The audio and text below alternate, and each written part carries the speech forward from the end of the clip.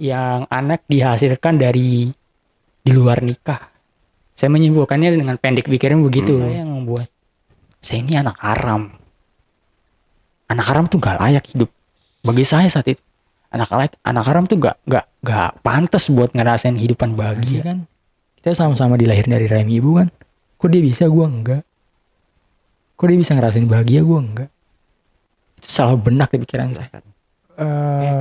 Pesan saya kalau ibu saya bernama Nong Komalasari melihat ini anak kamu Muhammad Al-Farizi yang kamu serahkan kepada beliau Ibu Sulistiani. Saat ini saya mencari ibu bukan untuk hal yang lain, cuman saya ingin bertemu ibu, cuma ingin melihat muka ibu doang. Ibu mau nganggap saya atau enggak pun itu terserah ibu. Yang jelas izinkan saya untuk bertemu untuk pertama atau untuk terakhirnya.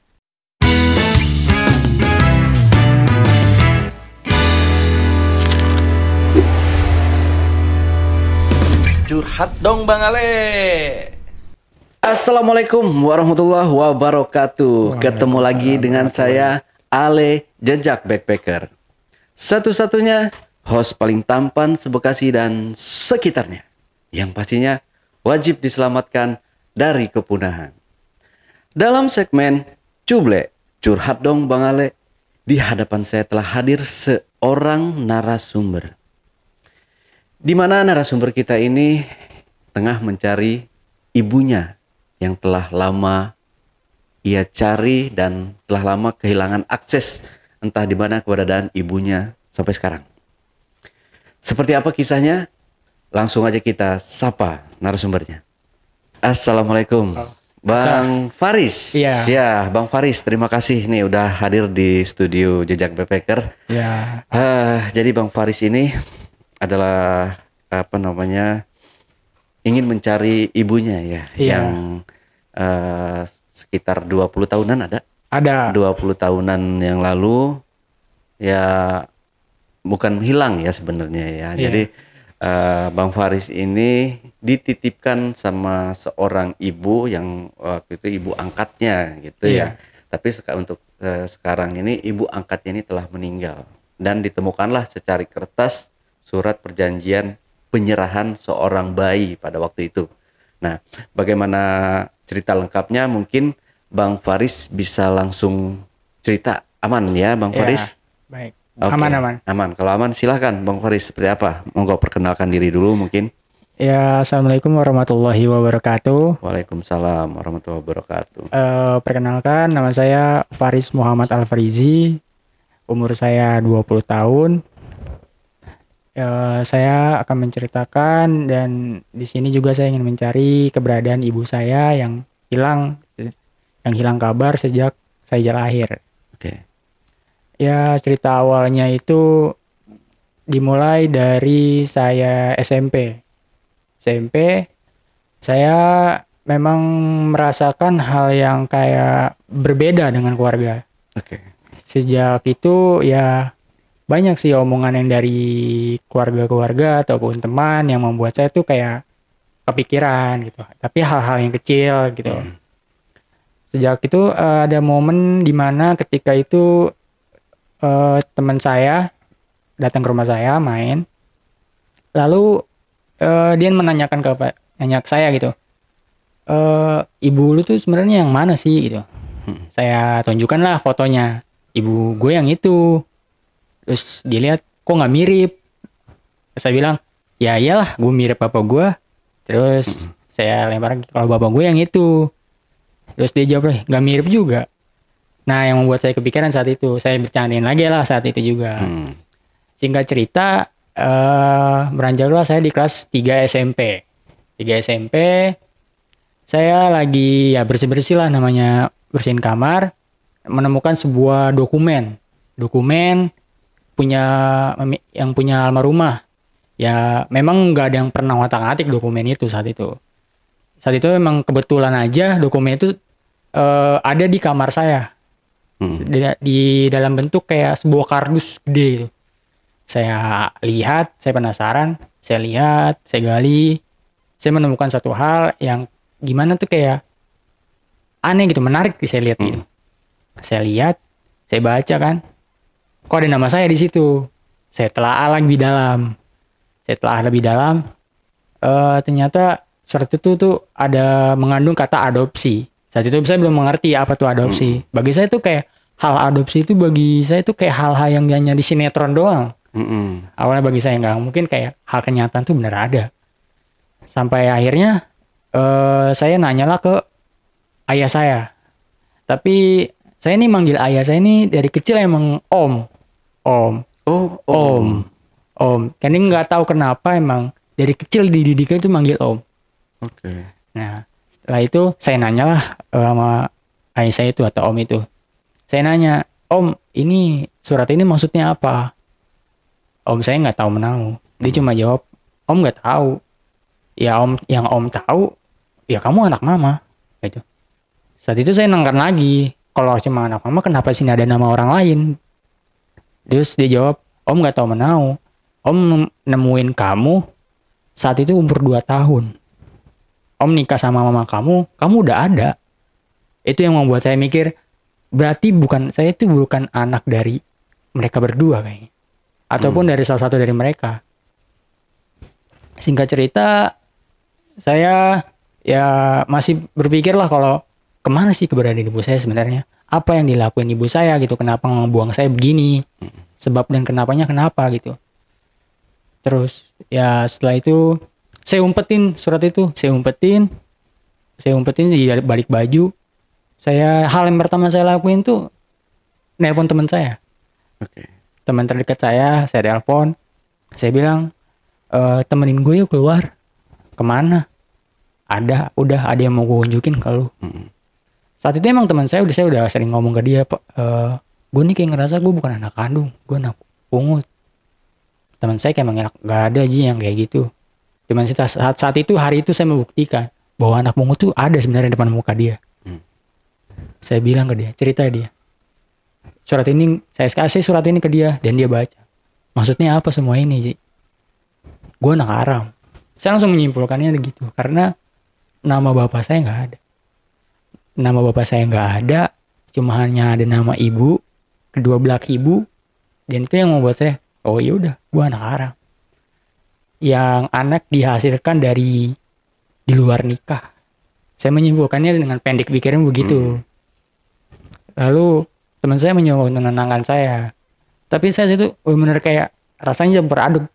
Kayak gak bisa menjelaskan hal itu tuh. Momen itu kayak bagi saya hal yang hancur hidup saya itu di situ. Yang pertama saya hancur kehilangan ibu saya. Yang kedua saya harus hancur. Saya tahu bahwa saya itu cuma anak pungut.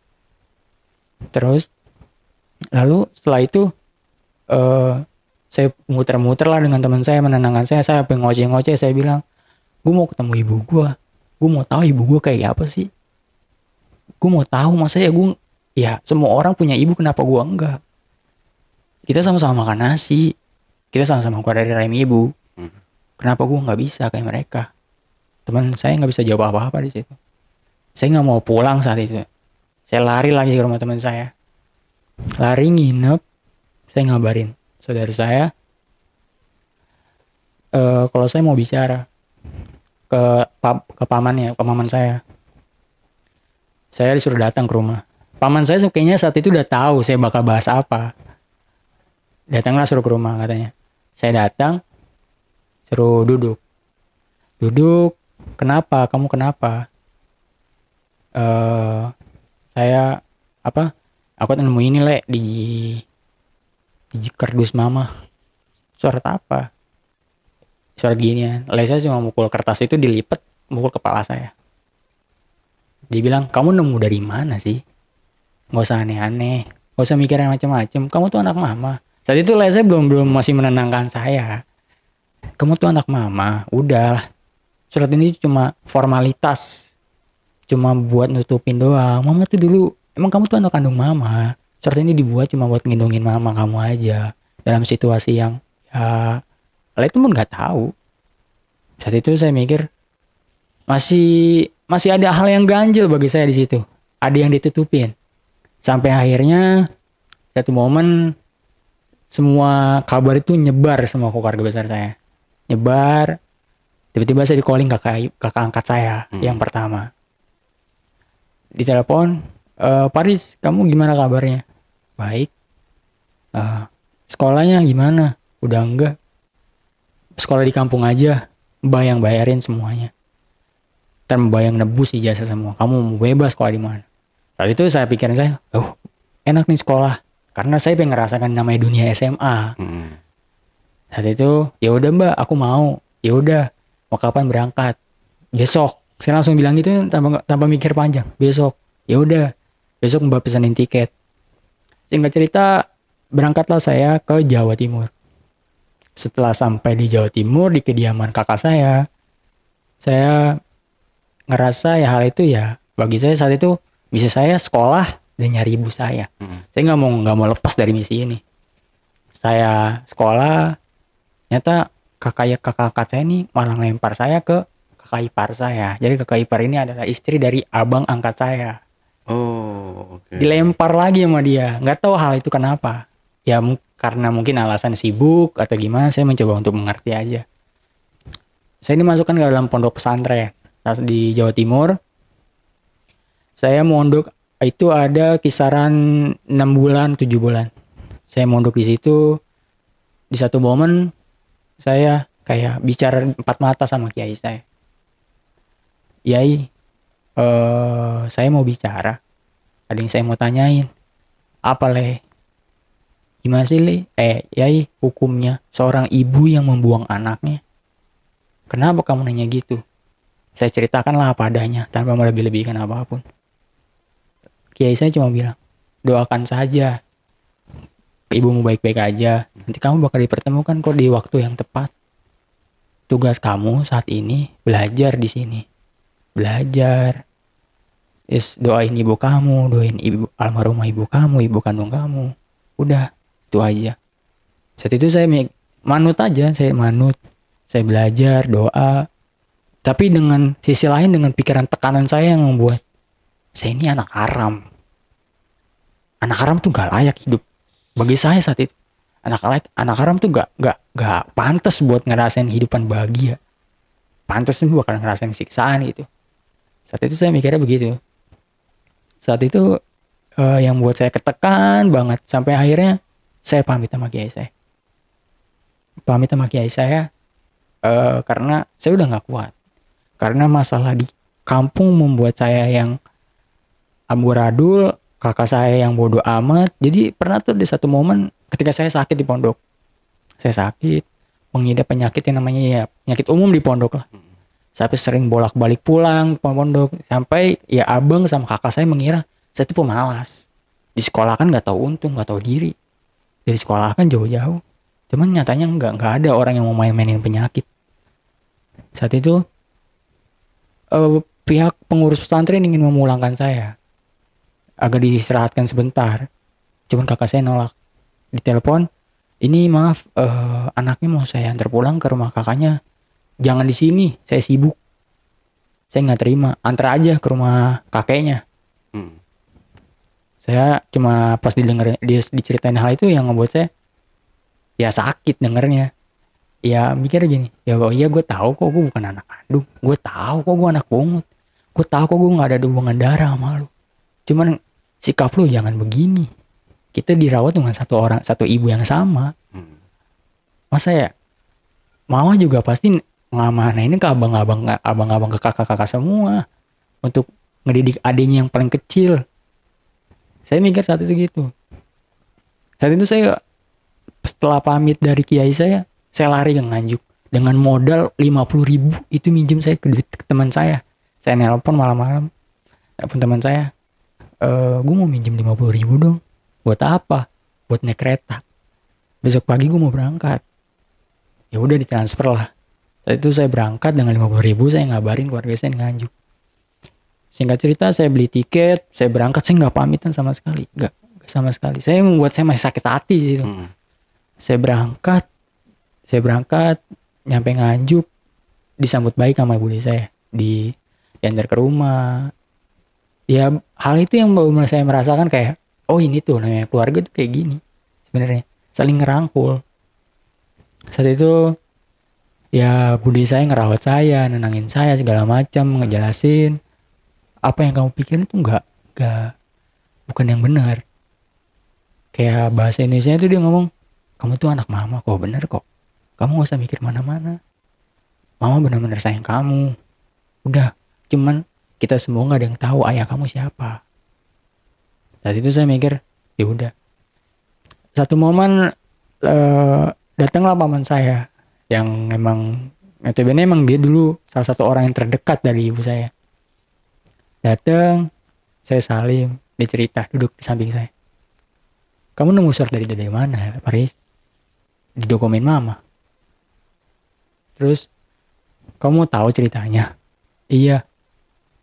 Mama itu, yang kamu lihat itu emang itu pegawai.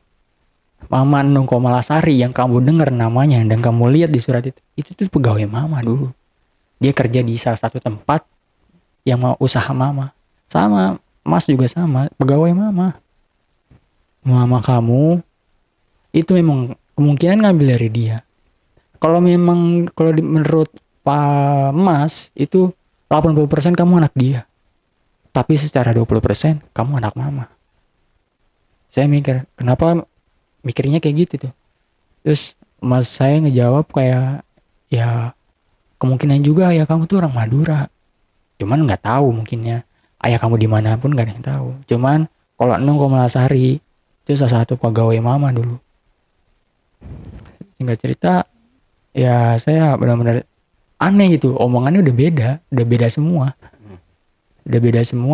dan akhirnya saya nggak lama dari situ saya memilih untuk balik ke Bekasi. Bagi saya nggak ada jawaban di sini, semuanya ditutupin bagi saya. Satu caranya saya harus nekan semua keluarga saya buat speak up. Saya balik ke Bekasi. Abang saya yang ketiga kaget ngeliat saya balik ke Bekasi secara tiba-tiba, tanpa ngabarin, tanpa apa. Terus saya ke Bekasi, saya tanya lagi le saya yang awalnya itu. Le saya akhirnya nyuruh saya untuk ke rumah. Tiba-tiba situ rame, ada adik mama saya yang satu, yang kedua berkumpul situ. Dia tiba-tiba nyuruh saya duduk dan bilang, iya kamu bener anak pungut. Le kenapa Le ngomong gini? Karena kamu tuh udah neken semua keluarga buat speak up. Iya benar kamu anak pungut. Cuman Le nggak tahu ayah kamu siapa, ibu kamu siapa. Le nggak tahu. Yang Le tahu mama ngambil kamu, udah. Kalau kamu lihat di surat itu ya oke, benar. Le bohong waktu itu. Le bohong. Ya Le nutupin gimana. Kenapa? Tapi Le nggak bisa ngasih surat ini ke kamu. Nggak bisa, nggak balikin. Saat itu saya cuma bisa nangis, diem, nggak bisa ngomong apa-apa.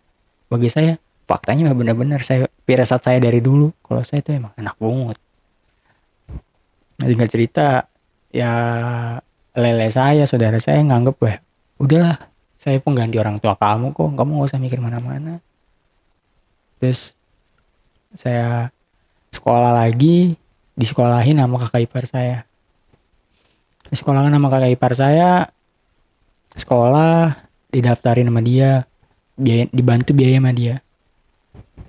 Terus habis itu saya ya mau merasakan dunia SMA juga, saya sekolah seperti biasa. Cuman saya mikir, saya nggak bisa kayak hidup kayak abang-abang saya yang dulu yang hidupnya diperjaya. Saya harus bisa mandiri dari saya. Saya mulai dengan usaha saya berjualan, jualan di sekolah. Waktu itu belum ada jualan di sekolah. Sampai anak-anak akhirnya speak up, ikut-ikut jualan gitu. Saya jualan sampai akhirnya di mana saya dengar SPP saya nunggak selama 3 bulan. Saya nggak boleh ikut ujian kalau SPP itu belum dibayar. Saya minta tolong lagi ke kakak ipar saya. Saya mohon banget ke dia untuk bayarin itu, ntar semua saya ganti. Terus akhirnya kakak ipar saya ngebayarin dengan sukarela tanpa mau diganti. Setelah itu saya sempat sebelum ngehubungin kakak ipar saya itu saya sempat ngehubungin abang saya. Saya teleponin dia segala macem. Saya kata-katanya ya maaf bahasa katanya, lu kemana sih, giliran kayak gini lu nggak ada. Lu ngomong lu sayang sama adek lu. Sekarang adek lu kayak gini lu nggak ada. Kalau misalnya bahasanya kayak gini, lu tuh nggak bertanggung jawab sama amanah mama. Adek lu kayak ditelantarin. Saya belak-belakan saya ngomong abang saya begitu. Kayak lu tuh nggak penting masa depan adek lu. Lu hidup adek lu mau hancur mau apa kek, lu nggak akan peduli. Saya itu nggak dibalas nggak diri. Saya pulang udah saya mikir cuma bisa nangis. Saya cuma bisa nyebut nama ibu saya doang. Saya kayak anak cengeng saat itu bagi saya. Ya mikir juga lagi kayak apa sih yang Allah pengen dari saya tuh. Kayak hidup tuh apa ya, bagi saya benar-benar kayak anak haram tuh kayak nggak pantas gitu buat ada gitu. Ya mikir kayak apa sih yang benernya Allah mau liatin ke depannya gitu, sampai berat banget gitu. Sampai ada di momen dimana tiba-tiba ayah angkat tuh punya utang 30 juta. Entah dari mana itu uangnya. Sampai akhirnya bank itu nyariin ayah saya. Dan ternyata nama itu udah diganti sama abang saya, dialihkan ke abang saya. Abang saya yang harus bertanggung jawab otomatisnya. Saat itu abang saya kerja, saya lagi di rumah, saya nggak benar-benar lagi di rumah. Datang orang yang menagih utang inilah bahasanya. Nagih utang ini, dia bilang, kemana ayah kamu? Gak ada. Abang kamu? Gak ada. Masalahnya ini ya, kamu siapanya? Saya adeknya. Ini masalahnya keluarga kamu punya utang sekian dengan jaminan sertifikat rumah. Kaget saya dengar. Terus berapa utangnya? Belasan juta. Saat itu belum belasan juta, Pak. 20 jutaan. Yang saya mikir, uang segitu mau cari kemana? Sedangkan buat makan pun susah. Saat itu saya mikir, saya sampai saat itu dipoto dengan megang poster kayak rumah ini bakal disegel. Kalau hari esok itu uang gak kesetor, rumah kamu saya segel. Saya diancam gitu. Saya marah, saya bilang ke abang saya, kenapa semuanya tutupin? Dia bilang gak tahu, ini om yang punya masalahnya. Om gak tahu uangnya buat apa segala macam. Akhirnya saya cari tahu lagi ke adeknya om. Ternyata uang itu digunakan buat nikah. Buat nikah dengan ya pas bahasanya tuh kayak ibu baru, cuman bagi saya bukan ibu. Bukan ibu.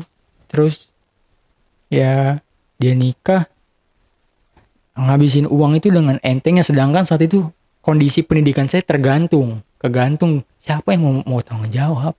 Saya masih nyari siapa yang mau tanggung jawab. Yang ngomongnya tanggung jawab nggak ada aksinya, yang mau bilang biayain nggak ada aksinya. Waktu itu benar-benar kayak bagi saya omongan kakak saya pun nggak mau tahu, abang saya bodoh amat. Kayak mikir apa sih mereka maunya semua. Bagi saya ketika ibu saya meninggal semuanya kelihatan sifat busuknya kayak apa. Sampai akhirnya terdengar ke telinga saya bahwa pernah menjual tanah dari depan rumah hingga jalan. Itu kisaran bisa 200 jutaan yang saya dengar. Dan 200 jutaan itu abang saya yang kedua itu dapat sekitaran 100 juta sekian kayaknya. 100 juta sekian, sisanya dibayar buat utang, ada utang piutang almarhumah, lunas setelah itu. Terus sisanya ini buat gak tahu katanya buat bagi 3 sama saya. Bagi 3 buat saya, om saya dan abang saya. Ngomongnya begitu. Ternyata gak ada. Saya tanya telaah segala macam, yang alasannya belum bayar. Ternyata uang 10 juta yang harus hak milik saya dimakan sama mereka berdua. Dan akhirnya saya benar-benar lontang-lantung. Ya udah, saya gak mikirin. Saya sekolah biasa. Saya sekolah gimana caranya nyari biaya. Saya benar pulang sekolah saya kerja jualan. Terus paginya saya harus belanja buat jualan lagi di sekolah. Saya berusaha gimana caranya menghidupkan diri saya. Saya nggak mau nyusahin orang karena saya terlalu bercermin dengan kehidupan ibu saya. Saya di satu momen saya ulangan kenaikan kelas, saya memilih buat kerja. Saya dipanggil sama pihak kepala sekolah, besok kamu ngadap ya ke saya. Iya pak. Saya datang menghadap, ditanyakan sama dia, sekolah kamu ini gimana? Ini udah ujian, mau kenaikan kelas, kamu nggak sekolah, nggak ada kabar, gimana? Saya jelasin apa adanya semua aja. Saya cuma anak pungut pak. Siapa yang mau bertanggung jawab sama hidup saya? Gak ada. Yang bapak lihat selama ini wali kelas, terus orang tua, itu semua bukan pak. Yang saya bawa ini wali kelas pun itu bukan orang tua saya, bukan siapa-siapa pak. Saya cuma ya berusaha buat biayain diri saya aja. Terus singkat cerita, saya membuat keputusan bahwa saya ngemundurin diri dari sekolah. Faktor karena ekonomi dan gak ada keterbatasan juga. Saya mundur, saya saat itu jualan es teh. Es teh ya buat saya emang penghasilan gak seberapa tapi bagi saya ya alhamdulillah buat makan mah. Saya berusaha, berjualan, kerja, ya mikirin tuh kayak hidup saya cuma buat ngalir aja gitu pak, buat ya udah mau hidupnya hancur pun gak pendidikan terserah. Tapi kadang ketika saya jualan tuh saya ngeliat anak-anak sekolah, anak-anak teman-teman saya yang lewat tanpa ngeliat saya kayak masih malu, gengsi gitu ngeliat. Saya kayak iri gitu, kok dia bisa gue enggak. Dia hamil 9 bulan kan, kita sama-sama makan nasi kan, kita sama-sama dilahirin dari rahim ibu kan, kok dia bisa gue enggak. Kok dia bisa ngerasain bahagia gue enggak. Itu salah benak di pikiran saya. Kayak kenapa gitu. Pertanyaan di pikiran saya cuma kenapa, gimana, dan gimana. Itu yang saya pikirin. Sampai akhirnya saya dapat tawaran kerja di tempat sal pabrik ayam. Ditawarin sama teman. Ya udah saya ambil. Saya kerja saat itu momen abang saya tuh ya minta, dia tahu gaji saya seberapa gitu. Dia minta buat ada kontribusi. Saya bilang ke dia di WA, maaf mas, bukan nggak mau bantuin, ini nggak ada urusannya sama aku. Sekarang gini aja, yang mau bertanggung jawab masa depan aku siapa? Gak ada kan. Kenapa aku harus tanggung jawab? Sekarang mas minta aku patungan, minta aku bayarin ataupun segala macam. Emang ketika aku sakit kelaparan, aku nahan sakit, aku sakit apapun itu, emang mas peduli? Enggak sama sekali. Pendidikan aku pun gak ada yang peduli. Mau adiknya hancur, gak punya masa depan pun emang gak ada yang mikirin, gak ada. Bagi saya gak ada saat itu. Saat itu bagi saya, lu tuh semua tuh cuma gila harta orang tua. Ya karena kehidupan lu dari kecil tuh mewah. Beda sama gua. Gua harus dari kecil harus ngerintih perihnya, nahannya semuanya. Bertahun-tahun gue harus nahan lu disiksa, dihina segala macam, ditelantarin, nyari bantuan sana sini. Emang lu nggak sakit? Saat itu abang saya ngomong, ya maaf gue nggak mau nyusahin lu. Ya udah. Saat itu saya cuma posisi pulang. Saat itu posisi rumah tuh masih ada istri baru dari angkat saya, ayah angkat saya sama abang saya. Jadi kita berempat saat itu. Sampai akhirnya ya kita benar-benar kayak satu rumah satu atap, cuma kita nggak peduli. Ya lu mau mati kayak lu mau apa kayak, bahasa kasar gitu maafnya. Saat itu ya udah saya makan gak makan saya nggak. Ya udah saya rasain aja sampai saya nggak tolong ke teman-teman saya, minjem uang dong buat makan. Gue ke rumah lu ya ada makanan enggak? Ibunya nggak masak? Gak sama sekali. Nasi itu diumpetin di kamar. Nasi diumpetin di kamar. Nasi diumpetin, lauk diumpetin. Saya ngeliat tuh ketika saya gak sengaja mau buang air kecil malam-malam.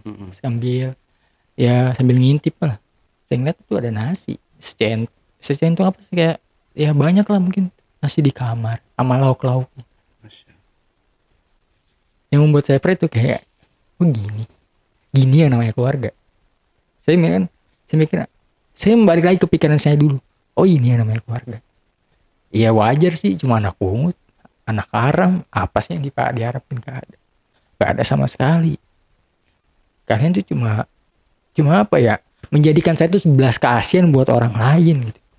Sampai ada momen dimana abang saya itu ngutang ke orang atas namakan saya buat sekolah saya. Padahal nyatanya saya sekolah harus nyari sendiri biayanya.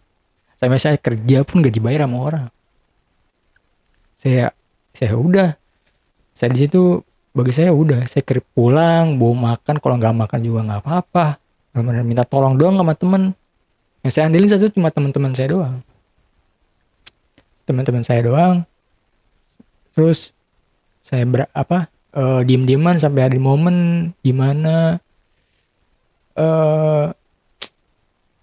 ibu saya nih kayak nggak seneng sama saya, nggak suka ngelihat saya yang udah kerja punya penghasilan.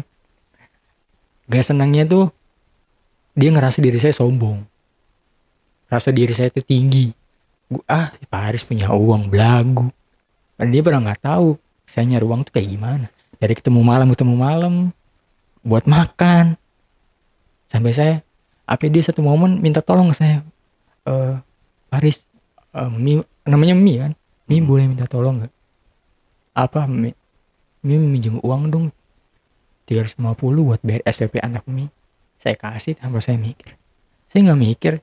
Dia minjem buat anaknya sekolah. Sedangkan yang dia minjem itu gak sekolah. Saya mikir itu kayak dia mau ngusahain buat orang lain. Buat saya. Notabene dia udah nginjek rumah ini namanya dia udah namanya ibu sambung. Iya. Bukan kepribadian ya punya anak kandung ya udah anak kandung gua doang dong. Nggak bisa gitu. Gak ada namanya kayak gitu. Setelah itu ya dia ngutang segala macem. Saya nggak mau peduli sampai ada di momen dimana saya dengar kalau dia ngutang ke 7 bank keliling. Saya kaget. Dengar dari tetangga. Awalnya tuh gerak-geriknya emang aneh. Seminggu pergi. Tiba-tiba bentar pulang 2 hari doang. Ntar pergi lagi. Sampai tetangga dia ngomong, Haris itu si Mi kemana? Ya tahu, pulang kampung kayaknya. Terus kan dia punya hutang sama si Ona. Hah? Hutang berapa? Ya sekian lah. Saya lupa berapa nominalnya. Terus saya bilang, ya nggak mau tahu, itu urusan dia, saya mau nggak peduli. Terus pas saya lagi nyantai malam-malam ada orang ke rumah. Maaf, Dek, ada ibunya? Gak ada Pak. Ada ayahnya?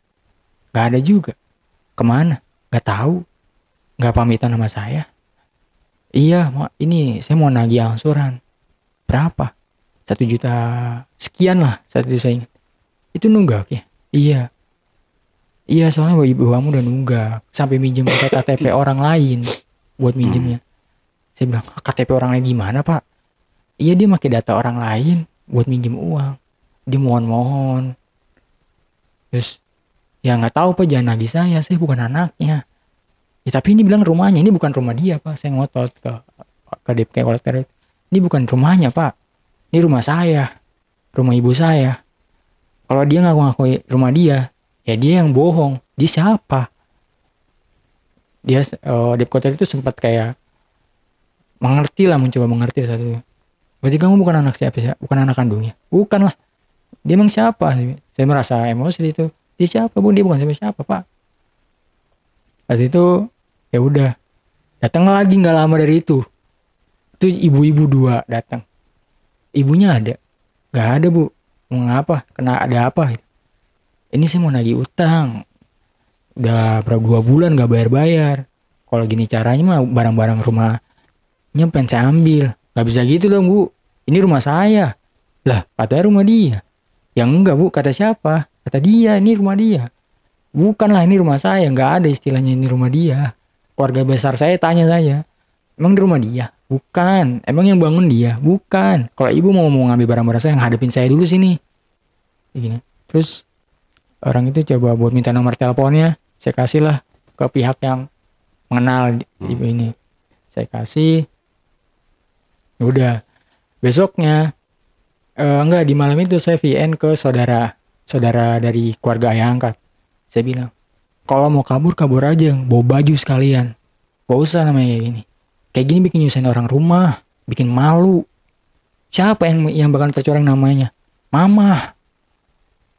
Emang dikira enak ngebangun semua ini? Saat itu dengarlah sampai ayah angkat saya. Saya lagi kerja istirahat. Ditelepon tiba-tiba sama ayah saya. Haris, kamu lagi di mana? Lagi kerja. Kenapa? Ngomong apa? Ngomong aja. Kamu kenapa ngomong kayak gitu ke Mi? Gak sopan kamu ngomong kayak gitu. Kamu gak pantas ngomong kayak gitu. Gak pantas. Siapa yang gak pantas? Aku apa dia? Dia ninggalin utang dengan atas nama rumah ini. Siapa yang gak pantas? Mama ngebangun ini emang capek om. Mama ngebangun ini juga pakai keringet, perih. Aku dengar semua cerita mama kayak apa perihnya bangun buat anak-anaknya. Dengan entengnya ada orang cicik-cicik buat ngancurin itu aja. Itu yang om sebut istri. Itu yang om sebut ibu. Gak. Lagian dari awal siapa sih yang setuju sama dia bakal jadi ibu? Om aja nikah diem-diem. Om saya cuma ngomong. Oh, ya kamu gak pantas lah ngomong kayak gitu. Itu kan ibu kamu, hormatin. Ibu dari mana? Ibu dari mana? Emang pernah ngusahain buat pendidikan aku? Gak ada. Jadi lagian siapa sih yang ngusahain pendidikan? Bani doang. Siapa? Gak ada. Oh berarti om gak pernah ngusahain. Apa sih? Om tuh ngerti gak sih omongan aku apa? Saat itu om saya cuma ngomong, oh berarti om gak ngusahain. Ya udah. Apa sih om harus sebagai ayah? Itu berperan sebagai ayah, membimbing, membina, mengarahkan anaknya, bukan menyalahkan. Om itu sebenarnya membela siapa sih? Keluarga om yang lama apa keluarga om yang baru? Yang tahu busuk-busuk om, yang tahu semua perih kita sama-sama itu aku, mama. Kenapa om ngebela anak orang baru? Dan itu om saya nggak mau ngomong. Ya udah kamu kalau mau nyari perlindungan sana cari orang tua kandung kamu. Itu saya yang benar-benar kata-kata yang paling sakit bagi saya. Kok ngomong gitu sih? Ya udah kamu kalau mau nyari ini cari sana orang tua kandung kamu kalau ketemu. Cari sana. Saat itu saya matiin tutup telepon. Saya nangis di tempat. Saya telepon kakak ipar saya. Saya nangis, saya curhat. Saya bisa ngomong ke kakak ipar saya. Om ngomong gini mbak. Udah gak usah didengerin. Gak usah denger dia orang ya rada-rada gitu. Tapi sakit mbak. Ya aku tahu kan aku pungut mbak. Anak haram. Aku juga gak mau buka lembaran mbak. Lembaran itu lagi ya harusnya. Aku mau fokus. Cuman dibuka lagi. Dia katanya mau jadi ayah yang berperan ganti gitu. Ya yang bertanggung jawab. Tapi nyatanya mana? Gak ada mbak. Bahasa cuma mbak gak bisa ngomong apa-apa Paris. Mbak juga jauh. Mbak gak tahu keadaannya kayak gimana. Saya cuma bisa nangis. Nangis. Ya saya ngusir lah bahasanya. Saya nggak tahu itu dosa banget, tapi bagi saya itu udah emosional. Saya udah nggak terima saya. Ibu apa yang udah diusahain almarhumah itu diinjek-injek sama orang. Saya udah nggak terima saat itu. Saat itu saya benar-benar ngebela ibu saya. Mau semua pun mau musuhin saya nggak peduli. Kata saya ayo kalau mau debat pun. Sampai akhirnya dia pernah mau ngejual rumah itu karena demi statement katanya. Kita hidup lebih enak kalau rumah ini dijual. Kita rumah dijual, kamu masing-masing dapat sekian, kita hidup enak. Dia mikirnya bangun rumah itu emang enak. Payahnya emang gimana? Emang dia tahu? Enggak bakal tahu. Mama aja penikah 3 kali segala macam, diselingkuhin segala macam, harus bangun anak-anaknya bisa sekolah semua. Emang dikira enak? Enggak. Seharusnya dia sebagai suami yang udah bertahun-tahun mengerti kondisinya. Bukan malah menghakimi. Pikiran saya saat itu. Saya pengen ngadu ke abang saya. Abang saya cuma ngomong, udah gak usah nangis, laki-laki. Gak usah cengeng. Biasanya sih cuma ngomong. Jadi saya cuma bilang, tapi ini bersangkutan sama mama. Iya, udah gak usah nangis. Tapi itu saya bilang, ya udah. Saya tutup, saya masih gak bisa fokus saat itu saya kerja. Saya nggak fokus. Saya cuma mikirin itu sampai momen dimana HRD saya ngeliat. Kenapa? Apa-apa Pak. Jujur aja, cerita aja kenapa. Saya habis berantem sama bapak saya. Kenapa? Saya ceritain semuanya dari awal. Bapak saya ngomong apa, gimana. Pak HRD saya ngomong, kalau gitu kasusnya udah pidana. Itu bisa seret ke pidana. Ya jatuhnya udah hak kamu diambil hak dia. Kalau diseret ke buat pidana pun ayo. HRD apa sih? Saya manggil A ya. A siap, Bang Ipul siap. Siap membela kamu. Ya nggak usah, udah nggak apa-apa. Udah sekarang kamu fokus aja, jangan sampai hal yang itu ngeberantakin kerjaan kamu. Udah lanjutin pendidikan kamu, kumpulin duitnya, buktiin. Ya, itu udah saya lanjutin kerja lagi. Saya keluar dari kerjaan itu. Saya keluar dari kerja itu, saya cari kerja lagi. Saya dikeluarin tuh karena konflik ya sama orang situ. Konflik ada dengan yang namanya leader lah, mungkin saya nggak ngerti dunia PT gimana kan. Jadi saya sih kayak soalnya bagi saya kayak saya dikambing hitam kan saat itu. Tapi saya nggak mau pedulin hal itu lah, bagi saya. Ya udah, tugas saya ngejalanin hidup, lanjutin hidup aja gimana caranya buat hidup. Saya nyari kerja lagi, saya jualan ST lagi, saya jualan makanan lagi. Gimana caranya? Udah sampai akhirnya di titik saya mikir hidup saya hampa, kosong.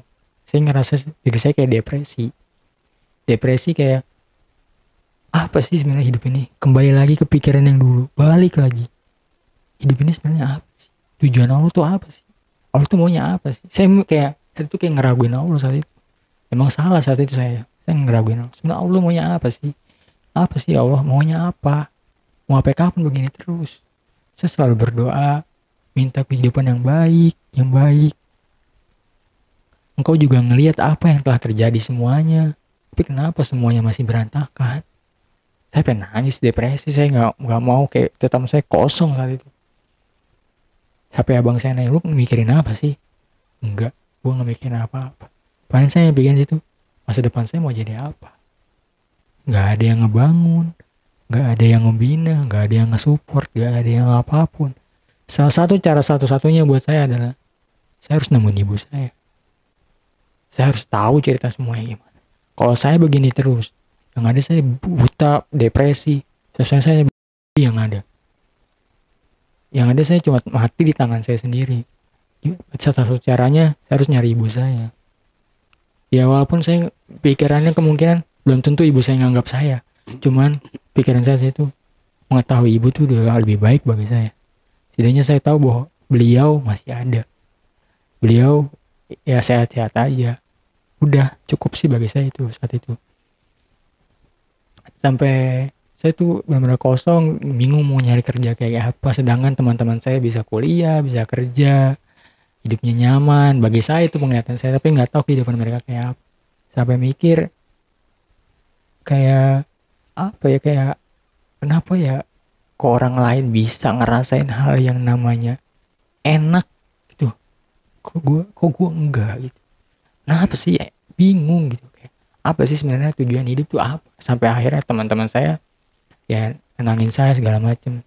Sampai ada satu di momen dimana baru kemarin saya ketemu teman ibu saya yang meninggal. Saya minta tolong saat itu memang kepepet banget, ada urgent lah masalah. Saya minjem uang terus saya jelasin uang ini buat apa, saya jelasin segala macem. Terus dia bilang kalau saya manggil kan ibu ya sama. Ibu tuh udah tahu kalau kamu tuh bukan anak ibu kamu. Ibu tahu karena mama kamu pernah cerita. Dulu ibu kamu sama saya itu dekat. Saya pelanggannya saya sering beli. Saya ngeliat kamu waktu di Endong. Saat itu ibu kamu tuh kayak memuliakan kamu bagi seorang raja. Memuliakan kamu tuh kayak kamu tuh mahkota buat dia. Anaknya itu gak boleh kenapa-napa. Anak ini gak boleh menderita pokoknya. Saat itu saya mikir. Saat itu si ibu ini anggapnya ibu ini tuh bilang kalau ibu saya tuh benar-benar gak mau kayak anak satu-satunya ini yang terakhir kenapa-napa di masa depan ketika dia udah gak ada. Sampai akhirnya ibu itu cerita kalau kalau orang tua kandung kamu tuh emang TKW. Plot twist lagi bagi saya, jawaban baru. TKW yang meninggalkan kamu ke ibu kamu. Dia TKW, dia punya anak. Ya mungkin berapa saudara saat itu saya lupa. Dan kamu tuh diurus sama nenek kamu. Nenek kamu nggak sanggup sakit-sakitan, harus ngurus banyak anak. Saat itu adalah ibu kamu yang baik datang ngambil kamu di nenek itu. Ya bagi nenek itu hidup bahasanya tuh udara yang segar lah, bawa ketemu orang baik yang mau ngurusin bayi ini. Dirawatlah dia, dan orang tua kandung kamu tuh sebenarnya TKW juga. Ya entah sekarang orang tua kamu udah masih di sana atau gimana. Tapi yang jelas orang tua kamu TKW Amerika. Tapi nggak tahu. Makanya kamu kalau waktu itu nyari ke Jawa, emang ketemu? Saya diledekin. Enggak. Ya iya, beradaan dia bukan di situ. Tapi udah berusaha Bang Faris untuk mencari via sosial media, Facebook, terutama Facebook ya. Mungkin kalau orang-orang seumuran mamanya ya, mama kandungnya, kalau dilihat kan mungkin sekarang umur 45 tahunan ya, 40 atau 45 tahun.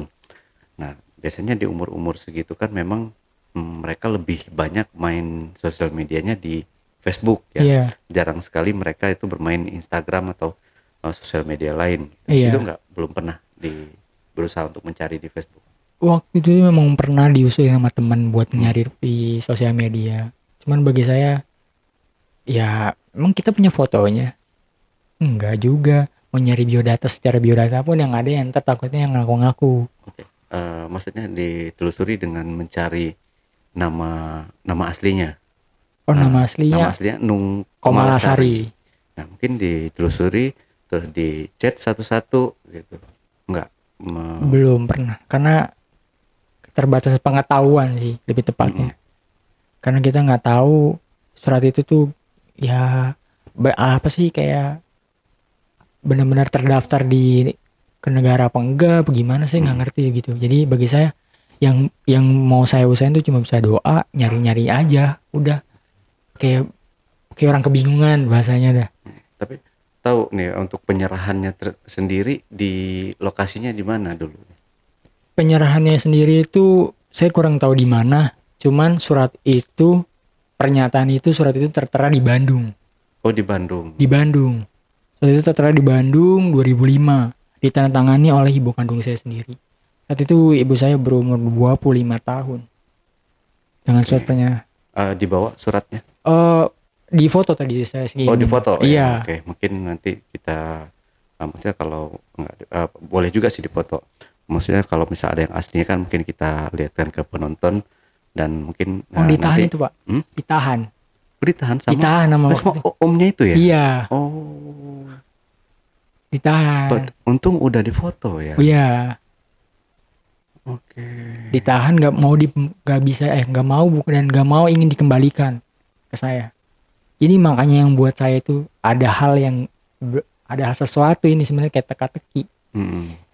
Gitu. Tapi seumpama nih kalau misalkan ibunya ketemu dan ibunya sendiri ini udah punya kehidupan yang baru dan nggak mau diganggu, nggak mau menerima Bang Faris, apa yang Bang Faris lakukan? Ya nggak apa-apa. Saya nggak apa-apa, saya ikhlas. Bagi saya tujuan saya itu yang pertama, saya ketemu ibu saya ingat wajah ibu saya aja. Yang kedua, ya kalaupun dia nggak mau nganggep pun nggak apa-apa bagi saya. Emang udah takdirnya saya harus gini. Saya juga ya nyadar kok kayak apa, udah saya nggak perlu bilang kalau saya anak pungut atau anak haram, memang udah jelas.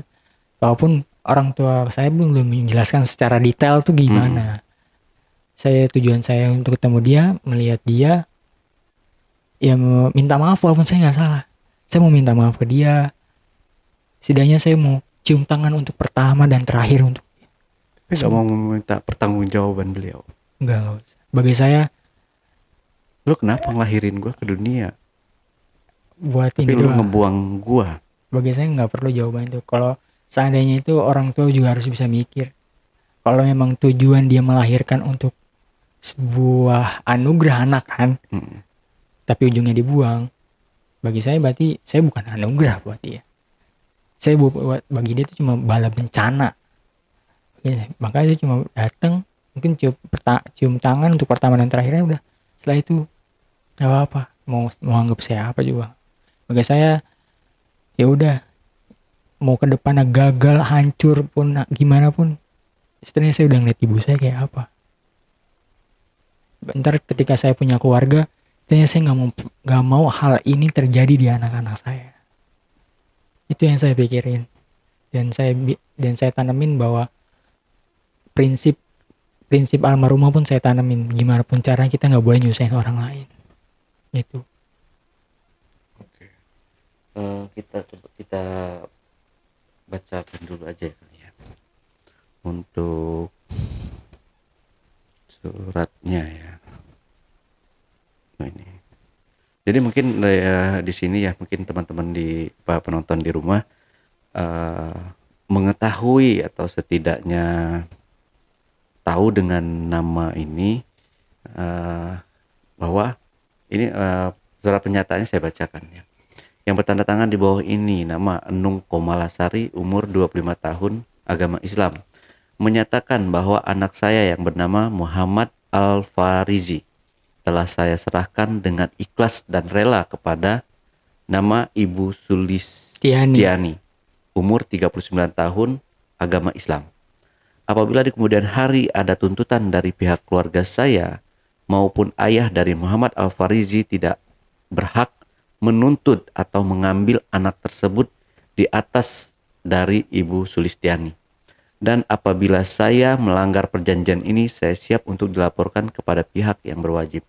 Demikian surat pernyataan ini saya buat dalam keadaan sehat jasmani dan rohani. Bandung, 26 April 2005. Saya yang bersangkutan, Enung Komalasari. Mungkin hanya ini yang menjadi petunjuk ya, nggak ada foto, jadi ada tanda tangannya juga, mungkin ada tanda tangannya. Mungkin ya kita nggak tahu ya Bang Faris ya, apa ibunya juga nonton. Kalau memang ada ibunya, ini anaknya sudah sebesar ini anak Anda, anak kandung Anda, materainya masih 6.000 ya, tanda tangannya kayak gini. Nanti kita lihatkan di layar ya, kita perbesar mungkin untuk tanda tangannya, karena di sini kita tidak punya foto dan pelengkap lain, dan surat aslinya pun ditahan sama omnya, itu ya Bang ya. Tapi untuk tinggal sekarang di mana Bang Faris? Tinggal di Bantar Gebang. Di Bantar Gebang. Iya. Tempat rumah yang lama. Rumah almarhumah masih yang lama. Oh. Jadi sama omnya itu masih di situ juga? Enggak, kita benar-benar berdua. Dan berdua doang sama abang saya. Oh, oke. Dengan satu atap yang gimana ya, namanya juga ada abang, kita punya prinsip pemikiran yang berbeda. Jadi ya kalau ada apa-apa lu gua. Cuman kalau lagi ya masanya ada bareng-bareng. Tapi ya memang abang saya tipikal orang yang bahasanya kalau ada teman saya ngomong tuh, maaf ya, kayak bangsat gitulah. Ya gitulah. Ya karena gak mementingkan, oh ya kayak adik saya ini gak sekolah gitu. Ya, namanya kehidupan ya dalam keluarga. Ada yang akur, ada yang nggak akur, ada yang kayak gitu tadi, ada yang lo gua gitu. Ya banyak macamnya Bang Faris ya. Tapi gimana kita menanggapinya gitu. Oh, gue sebagai adik harus seperti ini nih, biar abang gua nggak seperti itu lagi gitu. Tapi kalau misalkan ego kita sama-sama keras, abangnya keras dan Bang Faris juga keras, ya itu nggak bakal ketemu jalan keluarnya. Yang ada kita terus-terusan akan ya lo gua. Iya. Jadi harus ada api sama air. Ya, api sama air, harus ada yang mengalah gitu. Ya mungkin mudah-mudahan Bang Faris juga berlapang dada dengan apa yang perlakuan mereka ke Bang Faris ya. Iya. Terima walaupun di hati ini mungkin sakit ya Bang Faris ya. Dan mudah-mudahan dengan adanya podcast ini Bang Faris bisa dipertemukan kembali dengan ibunya, dan ibunya mudah-mudahan masih mau menerima Bang Faris semoga ya. aja. Ya yang ditakutin dia sudah berkeluarga, udah punya keluarganya sendiri, dan dia mengaku kalau dia itu adalah seorang gadis gitu kan. Nah, Iya. itu yang terberat. Datang Bang Faris masuk pada saat dia mengaku ke suami barunya dan anak-anaknya bahwa itu hanya tidak ada anak sebelumnya gitu kan. Ah, Nah itu yang paling mungkin sulit untuk diterima ya Bang Iya. Faris. Cuman mau nggak mau ya harus takdirnya begitu. Yang penting Bang Faris sudah puas ya melihat oh ini ibu saya gitu. Iya. Ibu yang dulu melahirkan saya walaupun saya tidak diterima di dalam kehidupannya Iya. gitu. Ya seperti itu. Yang kuat ya Bang Faris, Iya, yang Pak. sabar. Mudah-mudahan semua ada jalan. Amin, amin. Ya mungkin ini Allah akan kasih jalan ya untuk Bang Faris. Berarti sedih dengarnya Bang Faris. Saya juga sempat ya mau nangis dengarnya, sangat sedih sih di cerita Bang Faris ini ya. Tapi untung Bang Faris kuat ya. Jangan lemah Bang Faris. Karena kalau Bang Faris lemah itu akan yaitu ya bisa ya depresi, entah itu kayak wah gue lebih baik mati gitu. Nah itu jangan pernah dilakukan, pesan saya Bang Faris. Iya. Ya. Siapa? Oke Bang Faris, ada yang mau ditambahkan lagi nggak nih Bang Faris kira-kira? Mungkin pesan-pesannya untuk keluarga atau mungkin untuk ibunya yang mungkin saat ini menonton podcast ini Bang Faris. Silahkan. Pesan saya kalau ibu saya bernama Komalasari melihat ini anak kamu Muhammad Al-Farizi yang kamu serahkan kepada beliau Ibu Sulistiani. Saat ini saya mencari ibu bukan untuk hal yang lain, saya ingin bertemu ibu, cuma ingin melihat muka ibu doang. Ibu mau nganggap saya atau enggak pun itu terserah ibu. Yang jelas izinkan saya untuk bertemu untuk pertama atau untuk terakhirnya, untuk mencium kaki atau tangan Anda. Dan ya pesan juga buat kakak ipar saya yang selalu ngebantu saya. Saya mau bilang juga makasih banyak. Saya nggak bisa ngebales apapun, apapun lah, secara materi apapun, secara apapun. Yang jelas saya cuma bisa doain bahwa semoga hidupnya selalu baik-baik aja, rezekinya lancar, dan juga selalu diberikan kemudahan sama Allah Subhanahu wa Ta'ala. Amin. Oke, terima kasih Bang Faris. Oke teman-teman, itulah tadi obrolan saya bareng Bang Faris yang tengah mencari ibu kandungnya. Buat teman-teman juga yang punya pengalaman menarik dan ingin bercerita langsung di studio Jejak Backpacker, teman-teman dapat menghubungi admin melalui nomor WhatsApp di 0858 47683. Dan buat teman-teman juga yang mengetahui keberadaan atau tahu dengan keberadaan ibu kandung dari Bang Faris ini atas nama Ibu Enung Komalasari, teman-teman juga dapat menghubungi admin melalui nomor WhatsApp di 0858 47683. Wassalamualaikum warahmatullahi wabarakatuh. Waalaikumsalam warahmatullahi. Oke, Bang Faris, terima kasih buat ceritanya. Pokoknya sekali lagi yang kuat, pertebal iman Bang Faris, dan banyak sholat, zikir, ya mudah-mudahan dengan kita mendekatkan diri kepada Allah, insya Allah akan terang dan insya Allah akan dipertemukan kembali ya Bang Faris. Amin ya Rabbal Alamin. Amin. Sampai jumpa.